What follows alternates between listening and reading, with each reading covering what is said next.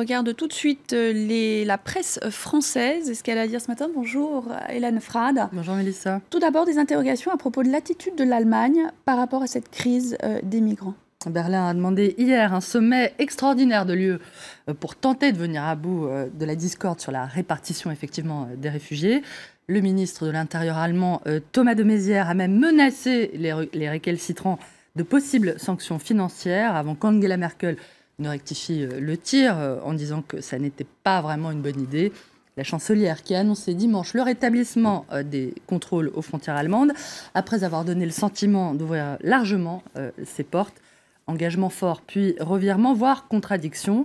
La politique d'Angela Merkel déconcerte ou irrite ses partenaires, d'après le Figaro, qui se demandent à quoi joue la chancelière, en prévenant que si dans l'Europe allemande, la coercition s'exerce au mépris des souverainetés, eh bien, on verra bientôt la tentation d'en sortir ailleurs qu'en Grande-Bretagne et en Grèce. Un avertissement que formule d'ailleurs également le chercheur Yvan Pascoe dans Les Échos. Si l'UE échoue à se mettre d'accord, c'est toute la logique de l'intégration européenne qui pourrait être mise en échec, je le cite.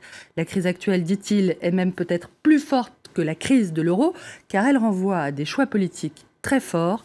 Si l'Europe continue de fuir ses responsabilités, si elle refoule les réfugiés, alors quel message envoie-t-elle au monde? C'est la question de la chef de la diplomatie européenne dans Libération. Des pays comme la Turquie ou le Liban ont fait infiniment plus que ce que nous sommes prêts à faire, rappelle aussi Federica Mogherini. Le Liban, donc, Hélène, 4 millions d'habitants qui accueillent à l'heure actuelle plus d'1 million de Syriens. L'Humanité rappelle que le montant des aides européennes, qui était de près de 100 millions d'euros en 2013, a été divisé par 2 en 2014 et en 2015, alors que le nombre de rescapés ne cesse d'augmenter. L'UMA raconte ce matin leur détresse dans un pays qui les tolère, mais ne leur reconnaît pas le statut de réfugié, qui les a d'abord accueillis avec beaucoup de générosité, mais où il manque de tout. Réfugiés ou non réfugiés ou migrants, la Croix revient sur cet autre dilemme de l'accueil. Les Européens ont décidé de donner la priorité aux migrants les plus menacés, mais la ligne de partage n'est pas si nette, rappelle le journal. Entre celui dont la vie tient à un fil et celui qui ne parvient pas à survivre, comment choisir? À Ouagadougou, au Burkina Faso, Seydou Ouedraogo a prévu de partir l'année prochaine. Le voyage est risqué et il le sait.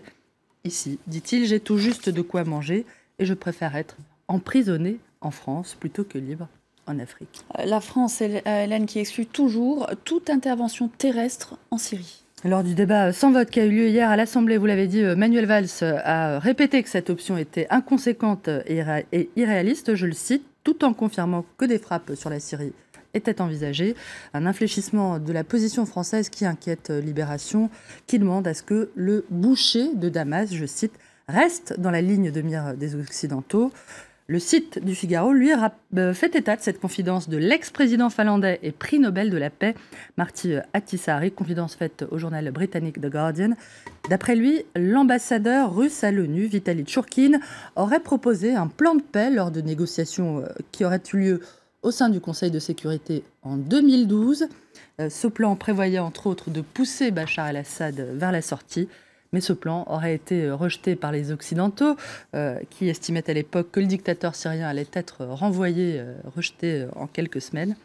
Une occasion perdue, selon Martti Ahtisaari, qui pourrait, on le sait, avoir coûté la vie à des dizaines de milliers de personnes. Et on termine, Hélène, cette revue de presse avec ce sondage de Libération sur les 35 heures. Et d'après le journal, son enquête montre que les ouvriers et les employés restent, quoi qu'on en dise, très attachés à la réduction du temps de travail. 68% disent vouloir rester aux 35 heures. Hollande braque les ouvriers, prévient Libé, qui s'inquiète d'une politique qui serait en train de fracturer la gauche. Et puisqu'on en est aux histoires d'entreprise et aux histoires de fractures, je vous suggère, Mélissa, de jeter un cil à Slate qui recense les recommandations du très austère Financial Times à tous les employés masculins pour venir en aide à leurs congénères féminines pour qu'elles soient davantage prises en considération dans l'entreprise. Le quotidien rappelle qu'au train où vont les choses, l'égalité professionnelle ne sera pas atteinte avant 2096. A priori, c'est pas pour nous. Et il suggère, par exemple, demander à votre collègue qui vient d'interrompre une femme de la laisser finir. Dans les entretiens d'embauche, demandez pourquoi telle femme n'a pas été sélectionnée, avant d'ajouter en guise de conclusion, oh, et quand vous rentrez à la maison, n'oubliez pas de faire la vaisselle. Merci, The Financial Times. Ça nous plaît. Merci beaucoup, Hélène Frade, pour cette revue de presse française.